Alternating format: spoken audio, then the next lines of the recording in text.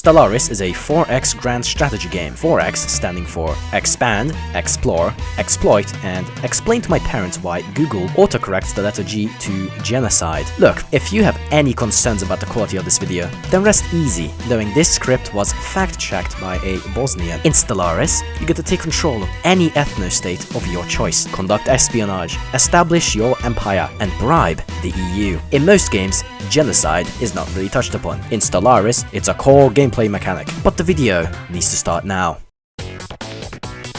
You start Stellaris by choosing your species. This can range from a normal human to eldritch horrors beyond your comprehension. You then also get to pick how your species behaves. This can vary from respectable species that acts responsibly to 100-year-old constantly rioting rock people. After you made your species, you get to pick your origin. And by that, I mean you pick prosperous unification because I presume you actually like having fun. I am being completely serious when I say some of these origins are dog shit. Pop growth limited to 5 buildings? Your planet is a nuclear wasteland? Your planet gets to fucking explode? Yeah, no, I'll take the free money and land. Thank you. After all this setup, however, you get to pick how your nation is run. You have a choice between 7 ideologies. These can range from representative democracies to Amazon.com. You can also pick your ethics. These mean how your government acts, and if you do not pick the right ones, you can cuck yourself for the entire game. I'll give a short description of each. Militarist. It is quite simple. There is no need for diplomacy if you kill everyone in the conference room. Xenophobe. You are literally just racist. This is not a joke. Racism is a built-in mechanic in this game. Egalitarian, the good boys of Stellaris. You get to spread democracy over the universe. Materialist, you hate God and love money. Pacifist, instead of fighting people for what is right, you simply write a strongly worded complaint. Xenophile, these are just zoophiles. I'm not joking. Merging species is a legitimate mechanic in this game. Authoritarian, the based boys of Stellaris. No need to care about what the Senate wants if you are the Senate. Spiritualist, you love God, hate machines. As you could probably tell, some of these are opposites. Does that mean that when you greet an empire with opposite ideologies, it's a sure sign that you two will not get along? Of course not. You check if they are xenophobe, and if they are, you promptly cut all ties and close your borders. My greatest homies tend to be the ones that do not share my ideology. Who's the best friend of a democratic, pacifistic empire? A dictatorship run solely on selling slaves. International relations will be touched upon later, but I do want to say how you greet an empire. You two establish communications, and if they dare to have a single habitable planet in their borders that you wanted, you promptly tell them to fuck off and immediately start a terrorist organization. You spend most of the early game expanding into unclaimed land, or sometimes the land is already claimed but you claimed it a little harder. After the early game, you'll have to deal with many things, such as building an economy, managing your friendships, and spending your nation's money to gamble. You also have the option to be a machine hive mind hellbent on destroying the universe and just ignore half of that. The options are truly endless. This game has a lot to offer for whichever aspect of 4X genre you like, except if you like wars. If you like well-balanced war mechanics, then I advise you not to touch this game. Speaking of war, let's jump into our next segment. Warfare is essential to playing Stellaris. This is bad because warfare is the last thing you want to do in this game. Before we touch upon why it's so bad, let's discuss the cooler aspects first. Number 1, this game is set in space. That means you'll be doing most of your combat with spaceships. You can either let the game auto-design the best ships for you, or manually make a new design and nobody will ever speak to you again. If I ever catch you in the ship designer, I am blocking you. Your navy not only projects physical power, but also gives you clout on the world stage. So when it comes to the navy, make it as big as possible. Name the fleet Pissfat, have it commanded by family man Peter Griffin. After a fleet, you're going to need an army. The way you make one is very complex and intricate that only the most enlightened of Stellaris players have mastered, so I will need your full attention. First, you click on a planet. Second, you spam this button for a bit. And now you have constructed an army capable of invading planets. Now that you have an unstoppable force, let's invade some people for completely justified reasons. And by that, I mean you spent 75 Twitch channel points so that you can invade a country. Now that you have started a completely legal war, let's talk about alliances. Foreign empires, no matter how far they are, will always help your enemy. They do this as the AI is programmed to be as much of a cuck as possible. Second, do not get allies. They will lose and die and you will have to bail them out every time. Third, the AI is terrible at wars, which means that if you lose to the AI, you are worse than the AI. At that point, seppuku is a completely justified response. Another aspect of this game that purely exists to put you on suicide watch is war exhaustion. Your nation could be an economic prosperity, but the second you declare war, they start getting exhausted. The exhaustion part could kind of make sense.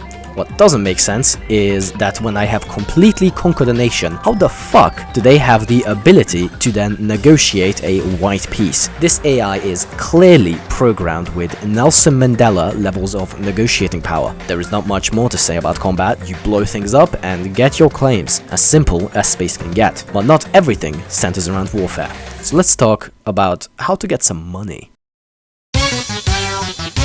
Your economy is run by pops. These represent population. If they are happy, you'll be making lots of money. If they are not happy, you'll still be making lots of money, because you will just declare martial law. These pops can migrate, get promotions, and grow, just like in real life. Sadly, they also riot, steal, and rebel, just like in real life. You need to nurture and raise these pops, like they were your children. You also need to give them the least amount of attention as possible, like they were your children. These pops will grow up to work in factories, which makes up the bulk of your economy. You can tell this game was made by a mega corporation when he thinks a factory will also provide housing. This game has literal veggie cages built into it. But what if you accidentally open your borders to alien scum? They fester and grow in your empire with nothing you can do about it. Nothing until you find out that there is not only a genocide button in this game, but there are multiple variants ranging from castration to the German kind. Contrary to popular belief, according to Paradox, committing genocide is a completely economic decision.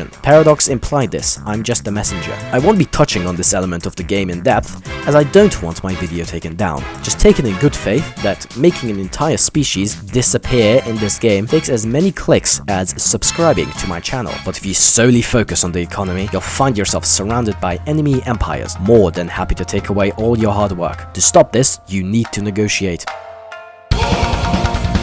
Politics is an important element in this game. You can go either the good boy way or the bad boy way. In the good boy way, you send all your diplomats to alien nations and slowly build up trust and cooperation with them. In the bad boy way, you send a diplomat to an alien nation and tell them to form ISIS. Espionage is a big element to this game, as it can help you provide information about your enemy empire. Or you can pull a Queen Elizabeth I and arm privateers because it's funny. Privateers are expensive to arm and waste your time, but they also waste the enemy's time, so it's 100% worth it. You can also send your diplomats to this game's version of the EU. These diplomats will stuff the pockets of the Senate and give you a boost to your political power. But when voting on a law, your own clout may not be enough. This is where favors come in. One time, I was the Galactic Emperor and wanted to pass a law that would give me full authority over the Senate. The rest of the galaxy said no. How did I manage to get by this issue? I bought a bunch of favors for a thing called Zro and passed the law anyway. I don't know what Zro is used for. I don't know if Zro has a use. All I know is that aliens love it and are willing to be distracted by it. In essence, I bought the universe with the world's most expensive set of dangling keys. Diplomacy is important in this game. It can make the difference between your nation being an economic hellhole or a utopia. But what if there is a force you can't negotiate with? What if they don't want to negotiate at all? What if what they are asking is too much to give? That's right, let's talk about the crisis. While making this game, Paradox had one good idea, that being the crisis. There is a mid-game crisis and an end-game crisis. The difference is that the mid-game crisis is usually barely noticeable, and the end-game crisis wipes out half the universe. These crises can range from a robotic uprising in your nation to Genghis Khan in space. These usually test how good you are at the game, unless the Great Khan is right next to you, at which point you uninstall the game. But you don't have to be a good member of the Galactic community. If you wish, you can become the crisis. You'll start as not even a threat and slowly make your way to destroying the galaxy. If you want to drastically increase the number of black holes in the universe, I recommend trying out this path. Overall, the crisis is a big element of this game and can create the funniest or most stressful parts of the game.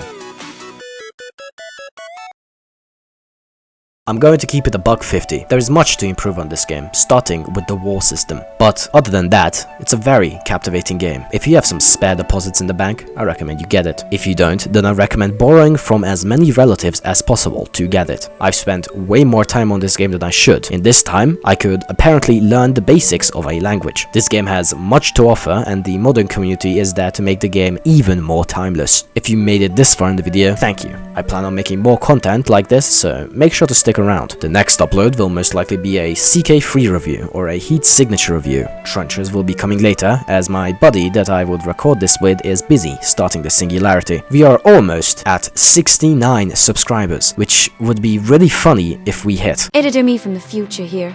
We have already reached 69 subscribers. Now we need to reach the Herculean task of 420 subscribers, at which point I'll do a skincare routine reveal. My voice is not different in the slightest. You are simply hallucinating from the fumes that are being emitted from your ventilation system. On a completely different note, I managed to improve my audio quality. I did this by unscrewing a part of my microphone that I had no idea what it does. I accidentally exposed the circuits and wires and promptly screwed them back on. I don't know what I did, but now my mic is 10 times better. Thank you all, and I'll see you when the next video inevitably releases. Until then, ciao.